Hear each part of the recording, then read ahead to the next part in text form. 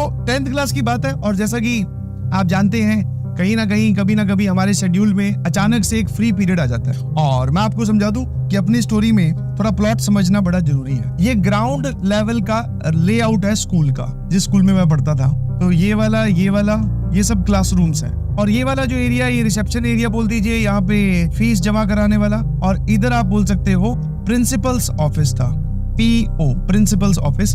और यहाँ पर क्लास 10th लग रही थी, इसके सामने क्लास 12th लगती थी, और इधर 11th, इधर 9th, ऐसे करके जो बड़ी बड़ी क्लासेस थी वो प्रिंसिपल ऑफिस के बगल में ही लगती थी साइंस स्ट्रीम की। बाकी जो स्ट्रीम थी वो फर्स्ट फ्लोर पे या अलग बिल्डिंग में। फ्री पीरियड था तो हम लोग क्लास 10वीं वाले जो है वो ही फ्री पीरियड हो, अगर कोई टीचर अगर क्लास में ना हो तो फिर हम क्या करते हैं, शोर शराबा, कहीं ना कहीं हम आपस में ही बात कर रहे होते हैं अपने दोस्तों से ही। बट वो सभी लोग आपस में बात करोगे तो आवाज इतनी तेज होने लगती है कि भाई साहब प्रिंसिपल ऑफिस से हमारे जो प्रिंसिपल मैम और उनके साथ में एक सर रहते थे जो कि बच्चों को कंट्रोल किया करते थे, तो वो हमारी क्लास में आ गया। आप समझोगे वो पूरे उस स्कूल के मतलब मालिक थे, तो है ना। तो एक्चुअली वो प्रिंसिपल ऑफिस में उस टाइम पे जो इस स्कूल के जो ऑनर थे वो भी बैठे थे, तो उनको देखा कि इतना शोर आ रहा है तो प्रिंसिपल ऑफिस से निकलकर सीधा हमारी क्लास में आ गए, है ना। तो सीधा हमारी क्लास में आ गए भाई, और हम आदमी भाई सन एकदम भाई, अब मेरे को लगा पता नहीं क्या करेंगे, सभी यही देख रहे। तो उन्होंने क्या किया, उन्होंने बोला कि फ्री पीरियड है, चलो फिर कुछ हो जाए।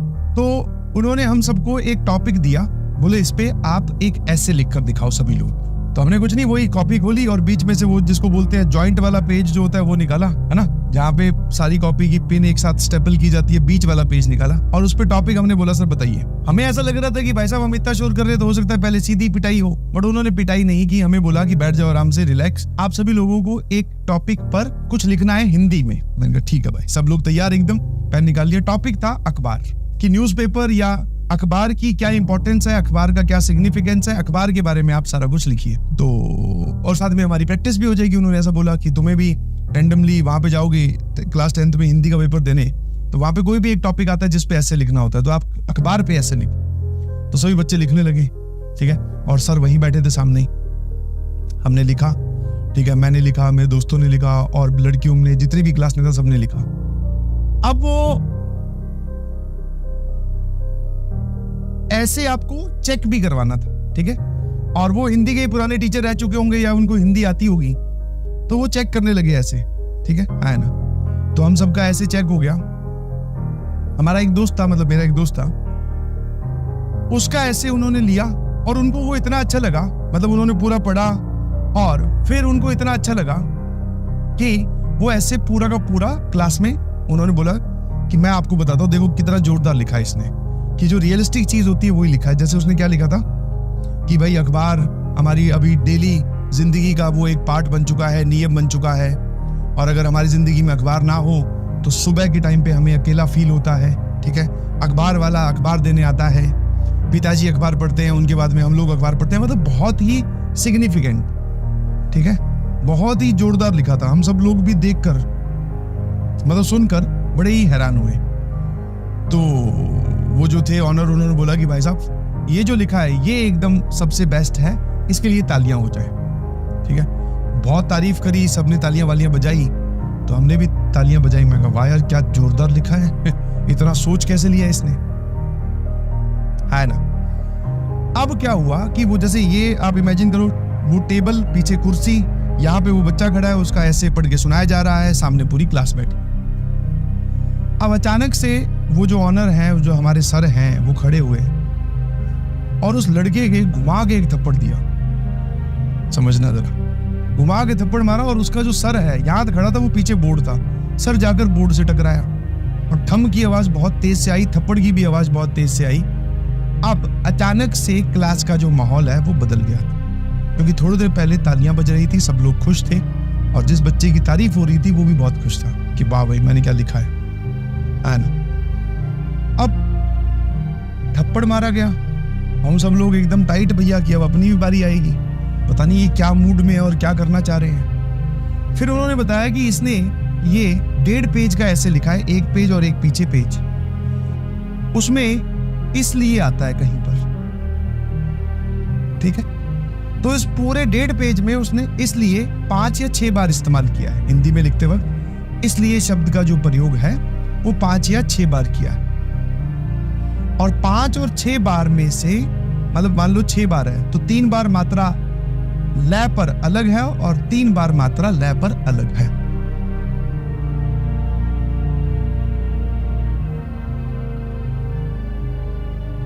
ठीक है। अब ये एक ही शब्द को आप 6 बार लिख रहे हो और आप एक बार मात्रा लगा रहे हो ये वाली और एक बार मात्रा ये वाली लगा रहे हो, that means that is some technical error, कि आपको मात्राओं का पता ही नहीं है। ठीक है। तो ये उन्होंने गलती दिखाई और बोला कि चलो कोई और शब्द होता उस पर छोटी बड़ी मात्रा, बड़े ऊ की मात्रा, छोटी ऊ की मात्रा आगे पीछे हो जाती, समझ में आता है। बट एक ही चीज, एक ही शब्द को सही भी लिख रहा है, एक ही शब्द को गलत भी लिख रहा है ना। इसके लिए उसको थप्पड़ मारा गया, है ना। अब भाई हम सब लोग अपनी अपनी मात्राएं चेक करने लगे कि भाई साहब कहीं वापस मंगवा के हमारा ना नंबर आ जाए। ठीक है। तो सारे वो इतने मतलब पूरी देर में हमने ऐसे लिखा, फिर वो सुनाया, चेक हुआ, इतनी देर में हमारा अगली पीरियड का वक्त हो गया था। तो वो जो हमारे सर थे वो चले गए। ठीक है।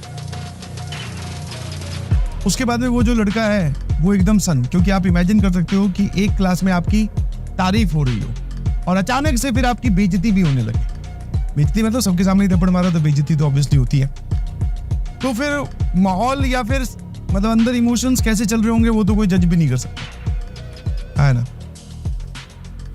उसके बाद में वो जो बच्चा है वो सीधा हमारे हिंदी के टीचर बहुत ही पोलाइट, बहुत ही प्यार से बात करते थे हमेशा, उनके पास गया, बोला कि सर मुझे मात्राओं का इस्तेमाल सीखना है कि कौन सी मात्रा कैसे लगेगी और क्या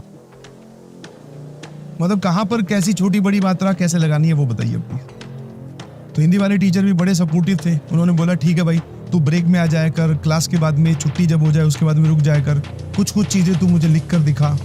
उसने वो सारी चीजें लिख के उनको दिखाने लगा। धीरे धीरे टीचर उसको गलती बताने लगे। जो हमारे हिंदी के टीचर थे सुभाष सर, वो गलती बताने लगे, बोले ये देख ये तूने गलत लगाया है। फिर वो भी बताने लगा कि भाई साहब कि सर मैंने तो इसको ऐसे सोचा, इसमें थोड़ा इम्पैक्ट ज्यादा पड़ रहा है तो बड़ी ई की मात्रा, इम्पैक्ट कम पड़ रहा है तो छोटी ई की मात्रा, वैसे ही बड़ा ऊ छोटा ऊ इस तरीके की मात्रा। तो धीरे धीरे बाय द टाइम ऑफ एक हफ्ते के अंदर वो मात्रा के कंट्रोल उसमें मतलब मात्रा का कंट्रोल उस पर आ गया था, मतलब कि आप कौन सी जगह पे कौन सी मात्रा लगेगी थी वो एकदम तैयार था। अब उसके बाद भाई साहब वो लड़का जो है वापस प्रिंसिपल ऑफिस में गया वही ऑनर से मिलने और बोला कि सर मैं अब तैयार हूँ, अब बोलिए प्लीज क्या लिखना है, कोई भी एक टॉपिक बताओ, मैं आपके ऑफिस में बैठ जाता हूँ या ऑफिस के बाहर बैठ जाता हूँ, मैं वो टॉपिक पे आपको लिख के दिखाता हूँ और फिर आप मात्रा चेक करना। अगर आपको मात्रा फिर भी गलत लगे तो फिर जो पिछली बार किया था वापस कर लेना और क्या। तो अब की बार उसको एक टॉपिक दिया गया, ठीक है, ट्रांसपोर्टेशन सिस्टम, मतलब ये तो इंग्लिश में मैं बोल रहा हूँ, ठीक है, यातायात की समस्याएं और ऐसा कुछ था। उसने फिर पूरा का पूरा लिख के दिखाया, टीचर ने फिर चेक किया, वो ऑनर ने चेक किया। अब की बार कोई भी मात्रा की गलती नहीं थी। तो जिससे उसने थप्पड़ खाया था उसी इंसान ने फिर से तारीफ की, बहुत अच्छे से बोला, क्लास में आकर भी बताया कि भाई साहब आज इन्होंने लिखा है, इसने मात्राएं सीख ली, आप सब लोग मात्रा की ध्यान रखें। अब आता है सर आपको ये सब बातें इतनी बहुत अच्छे से कैसे पता? क्यों? क्योंकि वो लड़का मैं ही था, ठीक है, आया ना। तो जब मुझे वो थप्पड़ पड़ा तो बोलते ना अंदर फिर वापस से एक चेंज आया। मैं कहा यार ये तो सीखना पड़ेगा। बेइज्जती हुई थी वो एक सेपरेट पार्ट था, बट ये मात्राएं तो सीखनी पड़ेगी। उसके लिए मैं अपने टीचर के पास अपनी समस्या लेके गया। टीचर ने बहुत पॉजिटिवली, बहुत एनर्जी के साथ उस समस्या को सुना और